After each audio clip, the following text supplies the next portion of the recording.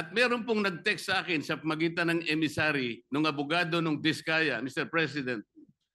Meron po palang isang congressman, kanina pong nag-hearing sila, nakausap yung abogado ng Diskaya. Kailangan, meron kayong matukoy na senador sapagkat makokontempt kayo. Nasa akin po yung text message, Mr. President. Sa mga tweet, gusto lang nilang magpangalan. Hindi po mabuti yun. Kailangan po, sa tulong na rin po ni Senator Lacson, total naumpisan na yung mga contractors, naumpisan na itong mga kawani at opisyalis ng DPWH na talagang kandidato na po talaga sa impyerno.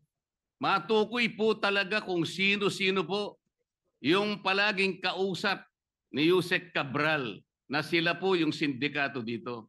Para po yung walang kasalanan ay huwag pong madamay. Maraming salamat po, Mr. President. Salamat po, Your Honor.